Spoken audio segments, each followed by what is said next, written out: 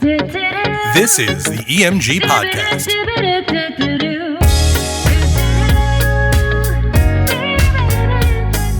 Okay, we're back. We are back and back and back again. This week talking about what you should be doing at 1 to 3 months out from your wedding. Mike, Yes. how are you? I am so good here.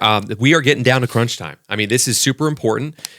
We are now going to focus more on the EMG side, the entertainment side, with these last two podcast episodes of the 1 to 3 months, and then going up to the week of. But this is the one where I think the most meat and potatoes are. Yeah, this is you're getting down to crunch time, Yeah. right? Mm-hmm. And so from an entertainment perspective, what that means for us, and this is definitely the first thing that you need to be doing right now, is preparing for your finals meeting. Well, let's go back. What is a finals meeting, and when should that happen? Okay, so a finals meeting is exactly what it is. It's Mm-hmm. talking about the final details of your wedding entertainment. Mm-hmm. And you're going to hear from our office about 3 months out to schedule this. It should occur sometime between 3 months from your wedding, and the cutoff is really around 2 months. Okay. For a couple of reasons. Number one, that gives our team enough time to respond to your requests, and if we have to learn any music and all of that good stuff. And for you don't want to put this off much further, right? Because it really does get a little hectic. So the finals meeting is really so that we can get on the same page as you with us, and make sure that the details are perfect. Yeah, and during the meeting too, it's the time to really make a connection with your event lead, right? Whether it's your DJ, your band leader, your hybrid band leader, whether it's our music director, that type of stuff. So important because Wait, isn't that you? That's me, actually. You just talked about yourself in the third person. Our music team. Okay. Music team. All right, music that team. sounds better. Because you're going to meet with most likely myself or Caleb, Okay, cool. somebody Right. from our music team for just live music. Right. And this is where we can go over like those granular details to really make sure that we're throwing that individualistic event. That is the most important thing that we love to do in that meeting. Common question we get, so I'll throw it to you. Client says, I don't know, I'm still up in the air. How done does my planning app need to be coming into that meeting? Yeah, it's a great question because you try to get to as much as 100% as possible, right? But our kind of cutoff really is 85 to 90%, but that's with a caveat, right? Because if you are celebrating with your ceremony on site, those songs really need to be filled out, as well as the most of the formality tunes, right? Everything kind of else is a lot easier to fill in, but those are the big ones. And the reason why is because, like Mike said before, if you have musicians, we need enough lead time to resource and source that music, the sheet music, right? Because it has to exist for us to play, because we can't just play music out of thin air. And the other thing is that it allows for them to have it rehearsed and ready to go, because we're not going to be going in what we call sight reading into an event. Correct. So that's the most important thing. So be about 85% filled out. And anything else, of course, we're happy to guide you, answer any questions. There's still some flexibility. Here's another question with the finals meeting that I tend to get at finals time. Sure. Is this final? Right? Yeah, So yeah. like, is what I put in here final? And the answer is some of it yes, some of it no. Those music selections, once you lock in, here's the song I want to walk down the aisle to at my ceremony, and you have live musicians, we really need that to be final for all the reasons Mike just stated. Yeah. The reception song that you walk into and we play 15 seconds on a DJ controller, that can change week of. Yeah. Right? Okay. Yeah. So, makes sense. Okay. And then I guess we should skip to the last one, because we are doing 5 points today.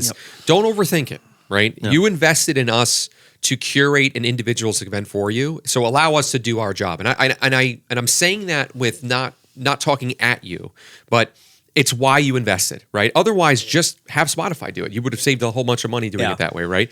I'm not saying the collaborations shouldn't be there. What I'm saying is, don't take it too far. Don't drive yourself crazy because you have to have every little detail figured out, right?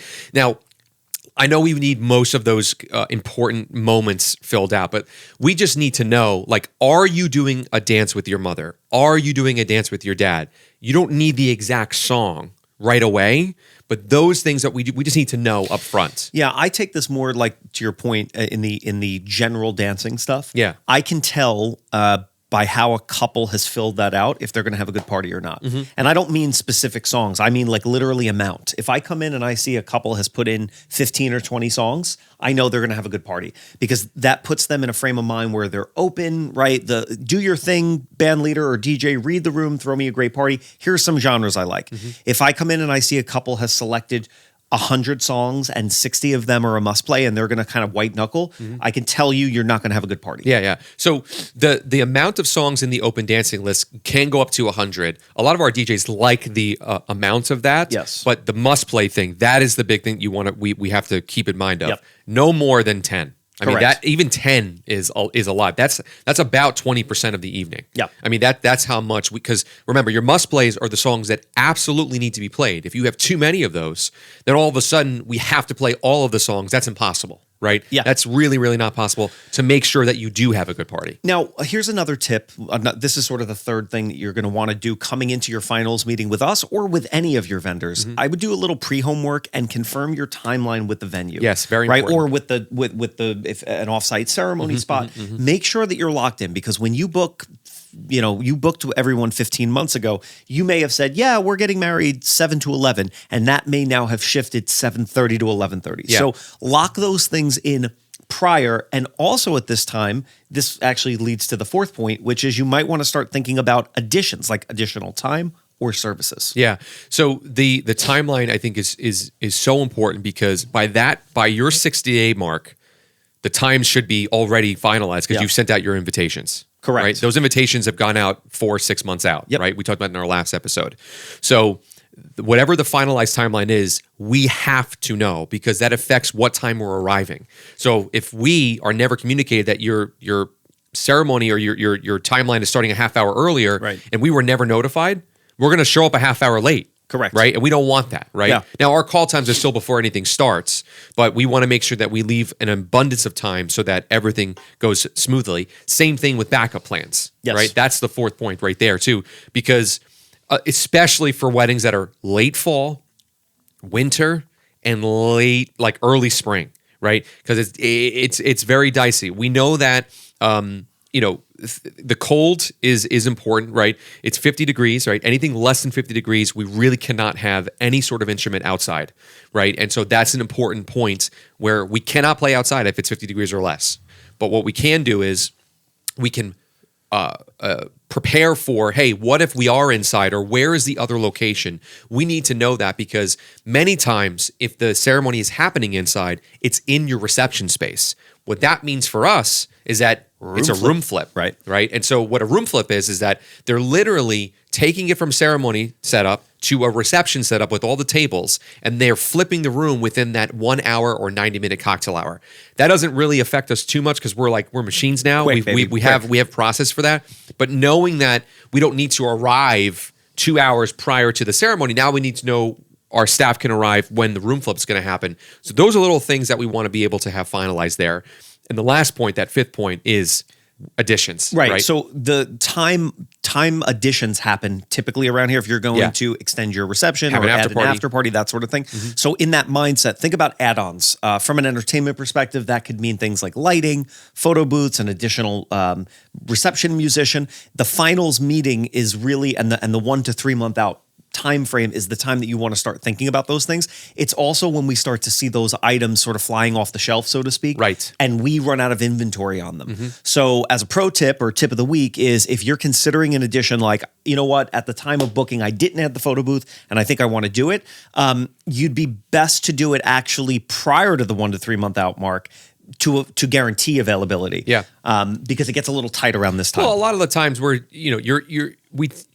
couples that are planning their weddings tend to find money later in the process, right? Meaning that they've Budget spent shift, right? they've spent less in a lot of areas where maybe they want to allocate a little bit more Yeah. towards that. We always have a rule of thumb of just being 2 months out if it's available, right? Yep. And Yep. with musicians, that's the 2 month. That's the big thing, because we can definitely curate that in our roster. We're not picking people from the street here. That addition, like whether like, hey, we want to do the digital seating chart now, or we were thinking about the photo booth, we weren't really sure on it, but now we're definitely sure, we want to see if it's available. That 1 to 3 month, really that 2 month is where you want to start adding those things. This is the time to thinking about it. Right? So in sort of summation here, and I'm gonna say the order that you should focus on these, not the order that we actually did them in, is confirm your timeline with the venue, right? Make sure that you're ready to go as you start to prep for your finals meeting. And communicate it. Yeah, and communicate it, Communicate right? it to us.